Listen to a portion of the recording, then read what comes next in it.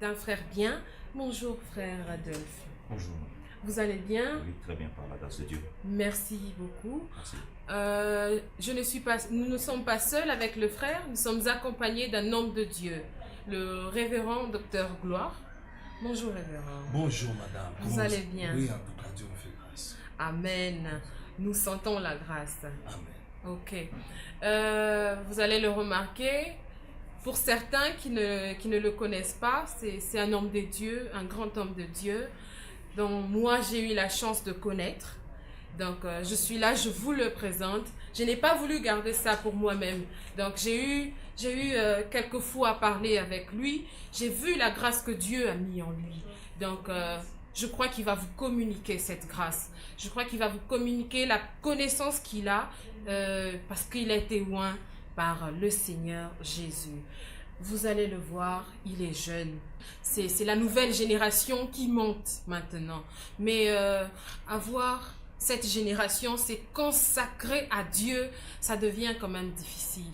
Il faut être fort. Il est là, il va nous dire son secret, c'est quoi? Révérend, quel est votre secret? Parce que, attendez, il y en a qui n'ont plus que ça à faire, hein? Ils se disent, désormais, enfin, la Bible, elle commence à ennuyer certains. La parole de Dieu ennuie certains, ça devient une habitude d'aller peut-être le dimanche à l'église. Mais vous avez fait de cela votre vie, toute votre vie. Quel est votre secret? Vraiment, merci beaucoup. Merci. À tous ceux qui nous suivent en ce moment, nous vous bénissons au nom de notre Seigneur Jésus. Amen. Et je vous bénis, Madame Godelive, Amen. et votre confrère, le frère Adolphe. Que Dieu vous bénisse. Amen. Merci pour cette question pertinente. Eh bien, nous allons essayer par la grâce de Dieu de répondre à cette question. Oui, nous ne sommes pas spéciaux, seulement que Dieu nous a fait grâce. Dieu nous a fait grâce et aujourd'hui, nous servons Dieu tout en étant jeunes. La Bible dit, une génération s'en va, une autre arrive. Voilà, nous sommes dans cette nouvelle génération que Dieu a sélectionnée pour sa gloire. Parler du secret, il n'y a pas grand-chose. Premièrement, c'est l'appel de Dieu. Deuxièmement, c'est la prière. C'est la prière, madame, c'est la prière. Merci. Merci. Et pensez-vous, révérend, que vous priez plus que certains jeunes? Parce que à vous entendre, cela dit comme si vous priez plus que tout le monde. Est-ce que vous le pensez? Non, pas du tout, pas du tout, pas du tout. Je ne prie pas plus que tout le monde. Je ne prie pas plus que tout le monde. Seulement qu'il faut savoir prier. Il faut savoir prier. La Bible dit ceci. Si vous lisez dans le livre, prenons seulement le livre de Luc. Hein, si nous sommes là, on peut faire une lecture. Oui. Luc chapitre 3. Est-ce qu'on peut lire... Quelqu'un prend sa Bible et nous allons lire un peu Luc chapitre 3 au verset 21. Il est écrit, Luc chapitre 3 verset 21, tout le peuple se faisait baptiser, Jésus fit aussi baptiser, et pendant qu'il priait, le ciel s'ouvrit. Pendant qu'il priait, le ciel s'ouvrit. Vous savez, il y a une manière de vivre le ciel ouvert. Vous voyez, madame? Donc, quand vous marchez dans la prière, vous marchez à ciel ouvert. La prière vous dispose à marcher à ciel ouvert. C'est ce qui fait que vous serez acceptable. C'est ce qui fait que vous serez aimé. C'est la vie de la prière. Je ne prie pas plus que tout le monde, mais je connais au moins le secret de la prière.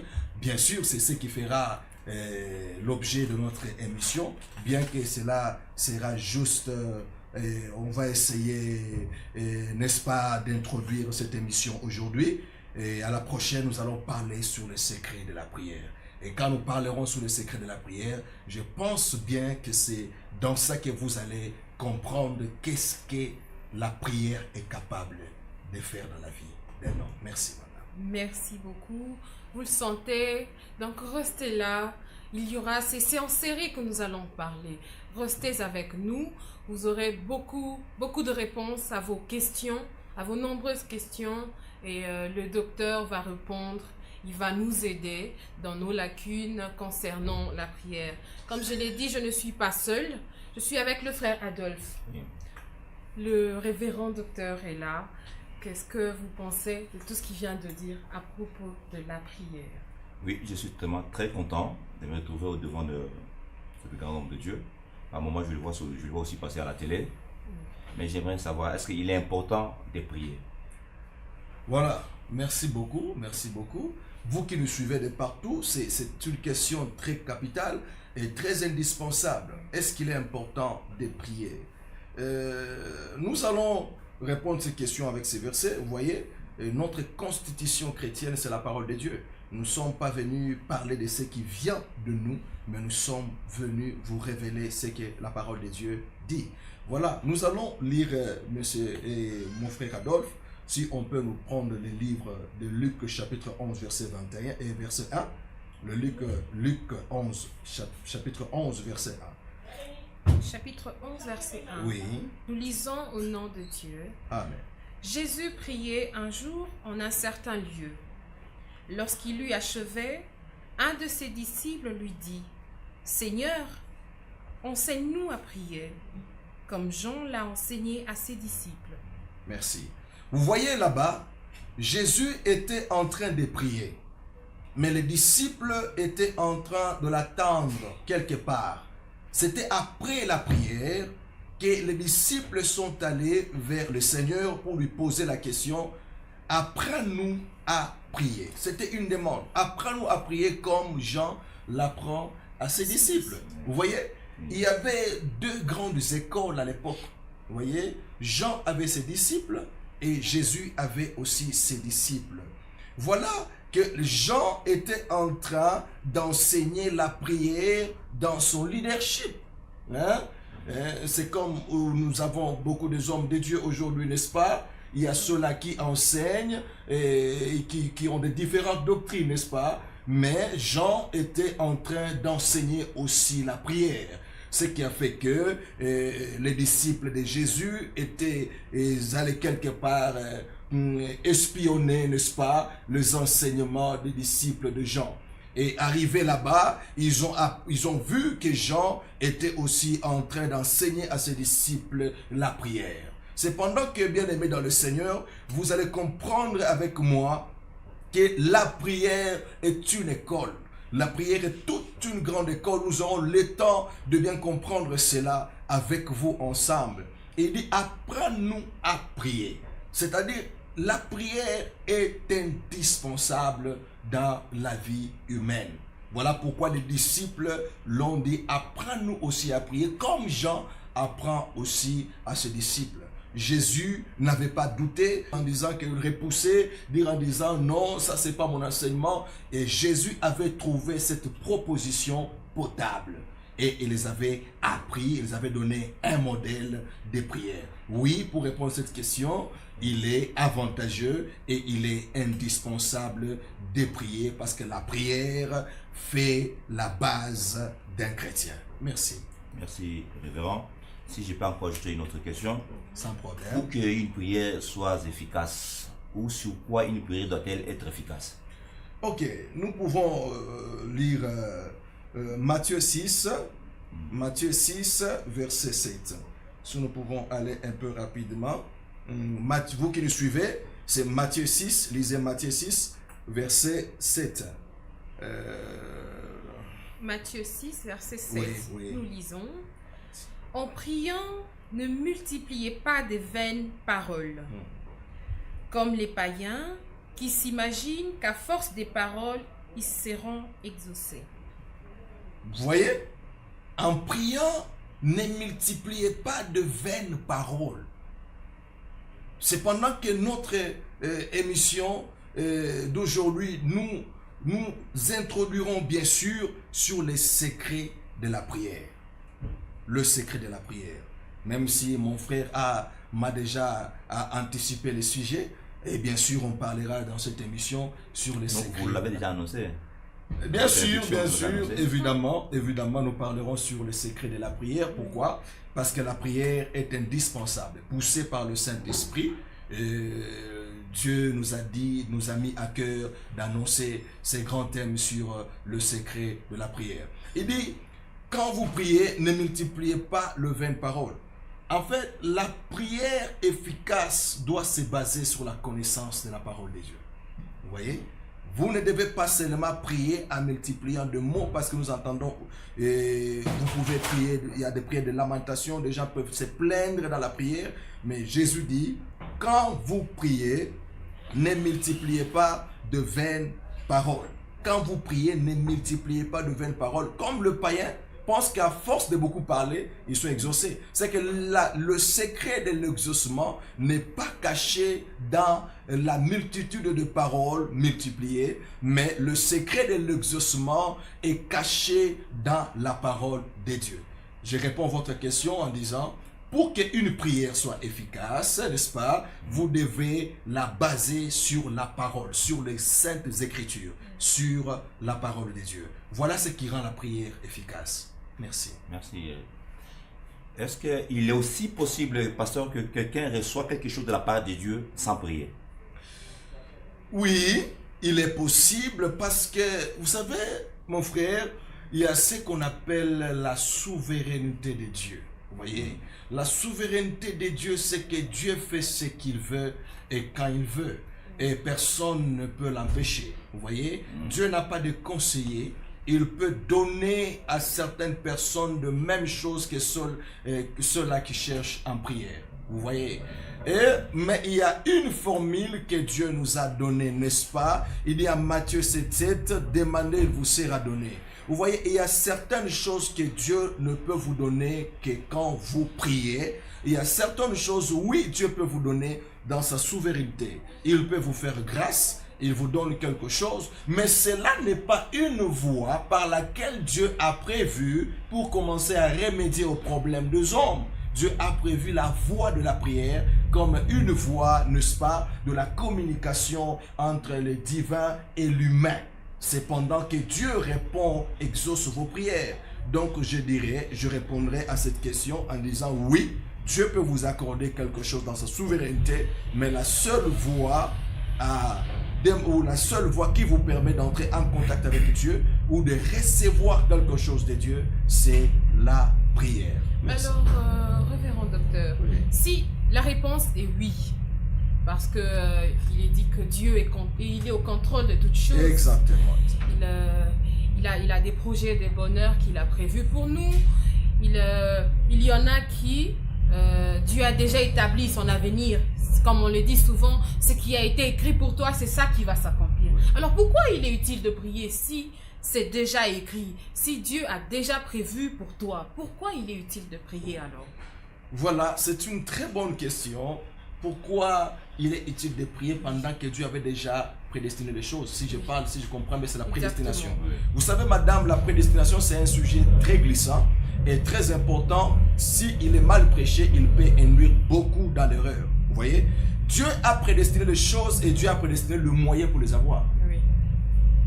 Et Dieu a prédestiné les choses, mais vous pouvez vivre et mourir sans toucher ces choses. C'est pas dire que Dieu a menti, ou c'est pas dire que la parole de Dieu est un mensonge. Non, parce que Dieu a aussi prévu de voir, n'est-ce pas, de réalisation de certaines choses. Comme quoi Dieu a posé des conditions? Oui, c'est une très bonne question, madame. Dieu a posé des conditions parce que aucun pays ne peut marcher sans constitution. Aucun pays ne peut marcher sans loi. Il existe aussi les lois célestes qui font fonctionner la terre. Voilà pourquoi il dit à Job, connais-tu les lois du ciel? C'est-à-dire, Dieu a établi les principes spirituels et Dieu a établi la destination de l'homme. Et vous devez passer par les principes divins pour avoir les divins. C'est comme ça que Dieu a établi les choses, madame. Merci beaucoup. Si je peux ajouter une question, est-ce qu'il y a une différence entre prier et évoquer? Oui, il y a Quelque une... part dans la Bible, Dieu, évoquez-moi et je vous réponds. Non, je vais d'abord éclaircir. Et c'est invoquer. Invoquer ça. Ok. Donc, la différence entre l'invocation et l'évocation. On évoque que les esprits malins. Le terme invocation est dédié spécialement pour Dieu. On invoque Dieu, mais on invoque les esprits. Mais heureusement pour nous, nous invoquons le Seigneur Jésus. Amen. Vous voyez? Et c'est l'émission Mais le Saint-Esprit aussi, c'est un esprit? Bien sûr, oui. Bien sûr, oui. Et quand nous invoquons, la prière elle-même, c'est une invocation. Vous voyez? Nous invoquons. Dans la prière, nous invoquons. Qui ne peut parler, qui peut parler de l'invocation que celui qui prie. Et parce que la prière est une invocation. Et celui qui invoque prie. Merci. Donc, qui doit-on prier? Dieu le Père, Dieu le Fils ou le Saint-Esprit?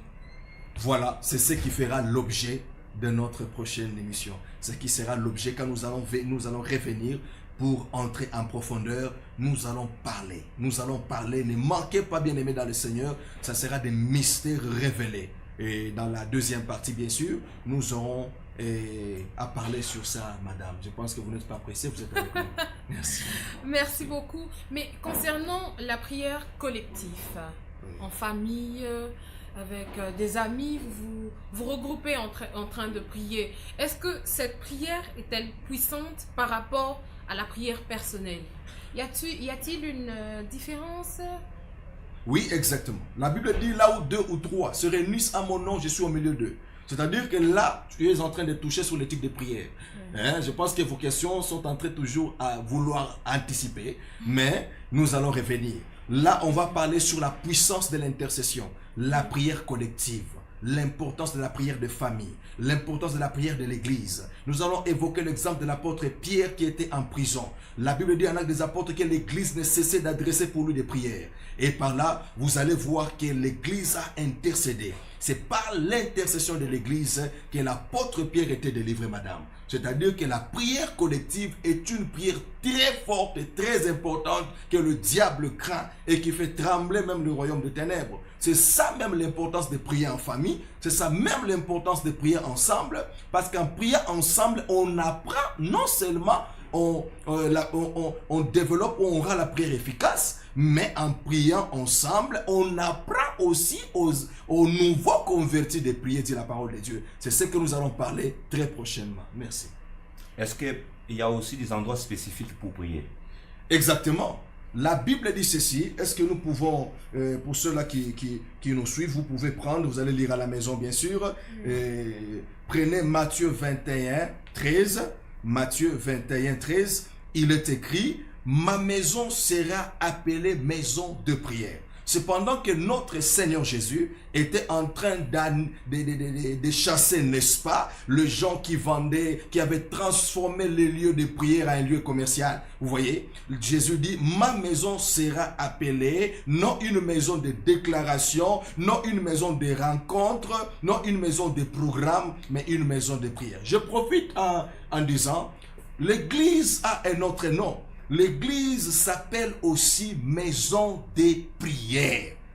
C'est pourquoi il est très important de se retrouver dans une église où on vous apprend à prier, dans une église où la prière est à l'actualité.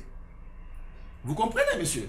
Vous comprenez, madame? Donc la prière est indispensable dans l'église parce que l'église a 2 piliers, qui est la parole du Seigneur et la prière. Vous voyez? Donc, il est très indispensable de savoir que l'église est un lieu de prière. Oui, on peut prier à la maison, on peut prier au bureau, on peut prier partout. Pour répondre à la question de mon frère, c'est que il n'y a pas un endroit fixe pour prier, mais il y a un lieu qui a été destiné à la prière ou dédicacé à la prière, c'est l'église. Vous pouvez prier au bureau. Avant d'ouvrir votre bureau, vous priez. Vous pouvez prier à la maison avant de sortir, aller au travail. Vous priez. Vous pouvez prier partout. Dieu dit: invoque-moi, je vous répondrai. Je profite avec la question de la Samaritaine qui a demandé à Jésus: vous dites que non, le vrai Dieu est à Jérusalem, mais nos pères ont adoré sur cette montagne. Jésus dit: l'heure arrive où elle est déjà venue, où les vrais adorateurs adoreront le Père en esprit et en vérité. Car Dieu est esprit. Ça sera ni sur des montagnes, ni à Jérusalem, mais les vrais adorateurs vont adorer en esprit et en vérité. Ça, c'est Jean, chapitre 4, 23 à 24. Merci. Mais, pasteur, à vous entendre parler, comme si vous avez dit quelque part que la prière doit avoir comme le fondement ou le soubassement à la parole de Dieu. Maintenant, comment est-ce qu'un nouveau converti peut bien prier? Ça, c'est une très bonne question. Là, je fais appel à tous les responsables de l'église. Vous voyez, un nouveau converti qui vient à l'église, qui vient de recevoir fraîchement son baptême, n'est-ce pas? Et ce nouveau converti n'a pas de suivi. Vous voyez, la plupart des inconvertis que nous avons dans l'église finissent par nous quitter très tôt avant d'atteindre l'objectif pour lequel ils ont été sauvés. Pourquoi? Parce qu'il n'y a pas le suivi. Vous voyez, je vais répondre à la question en disant, nous devons commencer d'abord à établir un processus de suivi pour le nouveau converti. Et nous devons passer par l'école de l'affermissement. Vous voyez, c'est un problème d'affermissement. C'est un problème d'affermissement parce que nous devons d'abord affermir les nouveaux convertis en leur apprenant la prière. Les disciples sont venus, ils n'ont pas dit non, priez pour nous. Ils disent, les disciples posent la question à leur maître Jésus-Christ de Nazareth, notre boss, et il dit, apprends-nous à prier. Là, vous allez comprendre que la prière est un cours. La prière est un grand cours dans l'université céleste. Il n'existe pas l'université de Dieu où la prière n'existe pas sur la liste des cours. Et la prière est un cours à grande pondération au ciel. Dans le royaume, nous devons comprendre que la prière a une pondération très élevée parmi les cours célestes. Là, nous allons développer et les gens vont comprendre comment prier. Et sur le secret de la prière. Oui, madame. Merci. Quelle attitude doit-on prendre, nous, chrétiens, face à une prière non exaucée? Parce que vous savez, il y en a, tu peux prier par rapport à une requête. Tu n'as pas de réponse. Quelle attitude, nous, chrétiens, doit-on prendre par rapport à cela? Merci beaucoup, madame, pour la question. Vous voyez, quelle attitude? Ça, c'est très important. Vous voyez? C'est l'attitude de celui qui prie qui précède l'exaucement de sa prière. Je ne sais pas si vous comprenez. Avant de prier, nous devons adopter une attitude qui doit nous mettre dans une position d'exaucement ou non de la prière que nous voulons faire. Comment ça? C'est-à-dire, avant de prier, la Bible dit que si tu as un problème avec ton prochain, il faut d'abord laisser l'offrande et retourner, renégocier avec celui avec qui tu as des différends, des problèmes bien sûr, afin que ta prière soit efficace. C'est ce qui fera même l'objet de notre prochaine émission.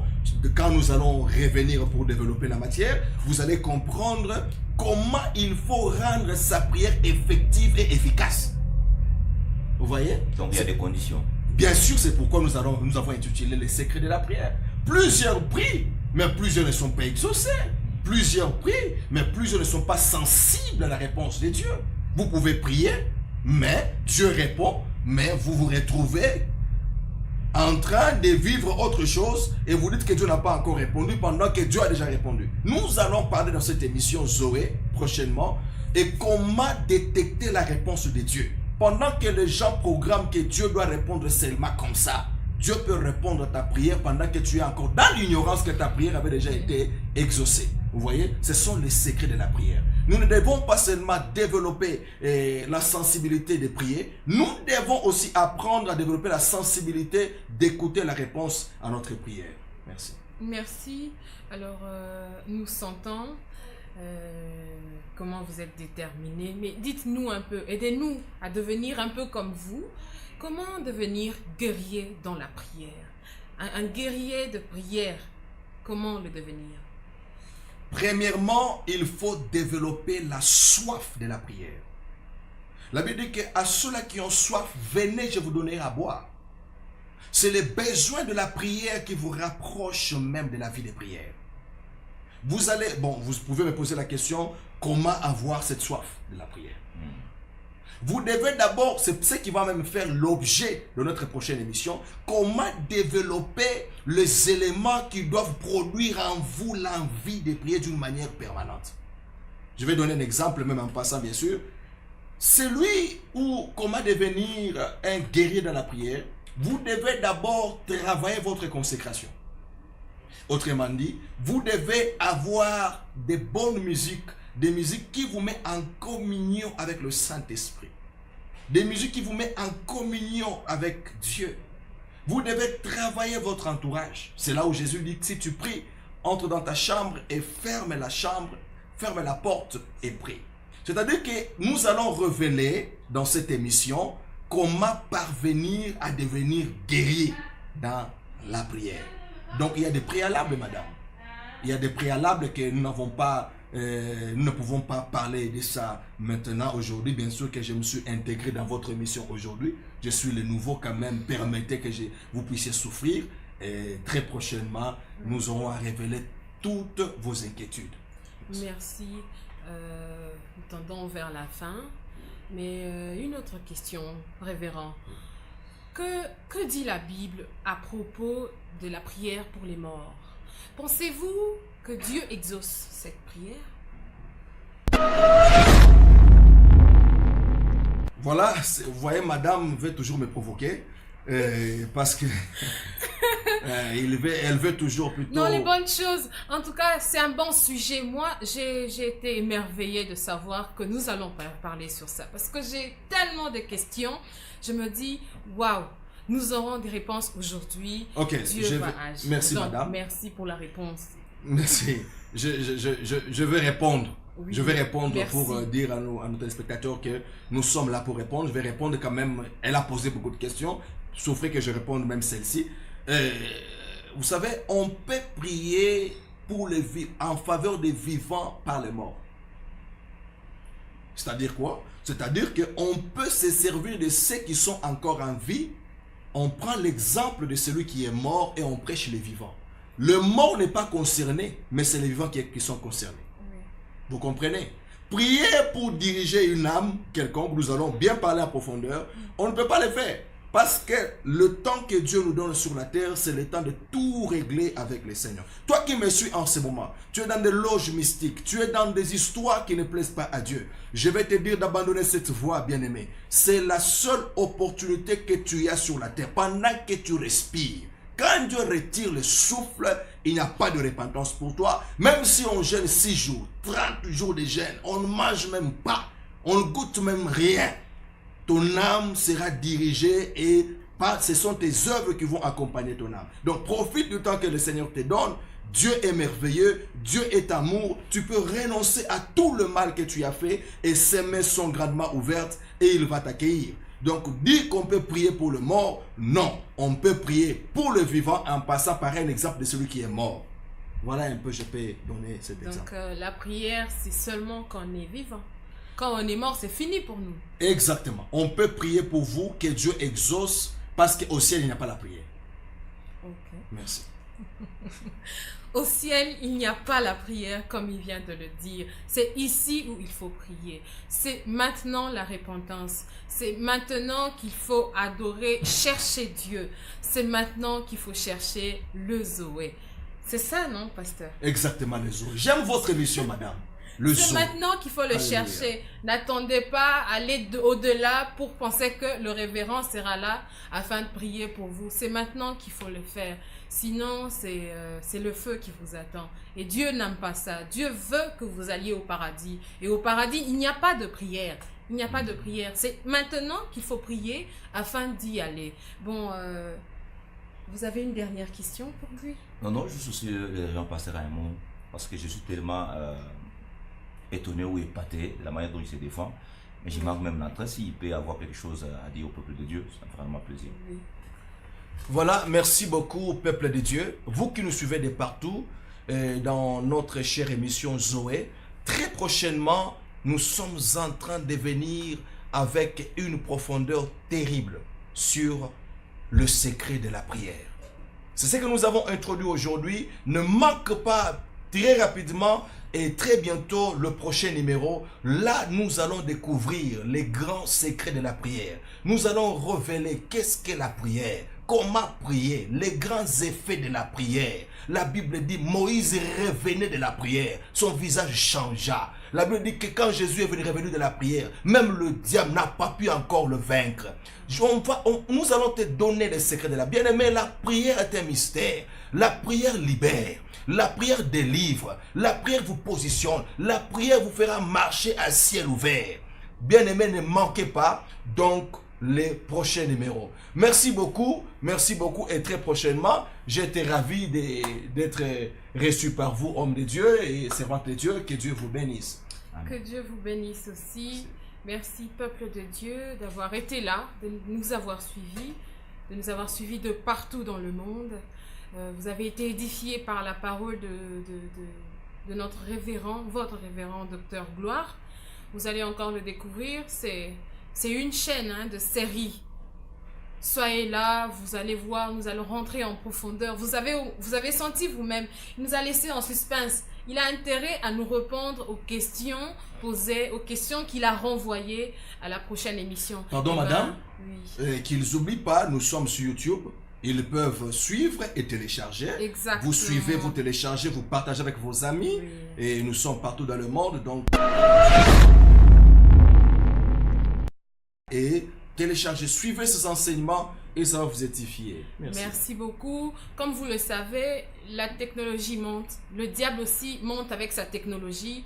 Nous, enfants de Dieu, nous n'allons pas rester derrière. Nous montons aussi avec la nouvelle technologie. Parce qu'il y a les gens qui disent non, pourquoi on commence à suivre les choses mondaines. On est là sur YouTube, WhatsApp, Facebook. Mais non, c'est par là aussi que le diable atteint le peuple de Dieu. On s'est dit, on ne va pas rester. Nous allons aussi atteindre le monde entier. Donc, nous savons que le monde entier nous suit. Le monde entier sera délivré à travers notre émission, votre émission, Zoé, comme il vous l'a dit. Vous allez trouver ça sur YouTube. Zoé, la vie de Dieu. Vous allez le trouver sur Facebook, Gloire Ilunga. Donc, merci de nous avoir suivis de partout. Peuple de Dieu, que Dieu vous bénisse. Nous n'allons pas finir comme ça.